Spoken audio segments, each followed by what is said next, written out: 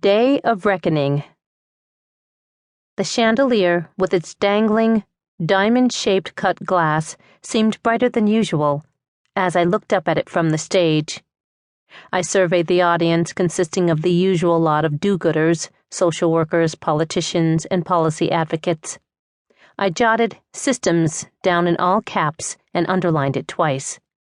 The oversized room was elegant, the tables dressed in white linens, and it had good chairs, the ones with cushiony, carpet-like bottoms. I was there to talk about poverty. I had delivered some version of the same speech nearly a dozen times in the past year. I barely had to prepare. Each time I gave the talk, polite applause circled the room, and I was flooded with invitations to speak at the next event. I knew just what to say, not to ruffle any feathers: stronger programs, more money, stricter rules, and the development of life skills for the impoverished. However, I was growing uneasy with the lie. What we were saying worked, did not. When my turn came, rather than give my usual spiel, I wondered aloud whether or not it was the systems that were broken, rather than the people. I spoke about the need to examine the instructions and structures in society and in the communities that impede rather than support self-sufficiency and economic mobility for individuals and families. Standing behind the podium in my nicely tailored suit, I felt safe saying what I had been thinking for so long. I was the director of a research center at New York University's Robert F. Wagner Graduate School of Public Service. I felt comforted by the position and believed perhaps I would be heard. I was an authority. During the question and answer segment of the program, a woman stood and identified herself as a social worker employed at one of the many agencies scattered throughout the city that supported poor and low-income individuals. "This comment is for you, Dr. Mason," she said.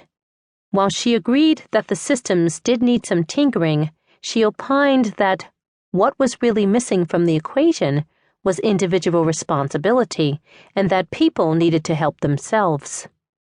A flash of heat washed over my body as I realized she was talking about me. In that moment, I was transported back to the countless hours I spent as a child waiting for my mother for social services in oversized rooms in unmarked city buildings.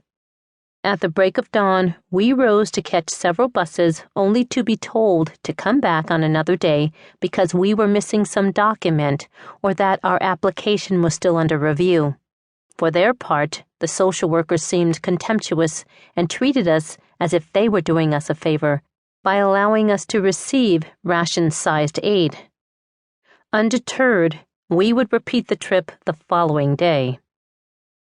"That's not true," is all I could muster before a skinny white man with wiry glasses began to speak.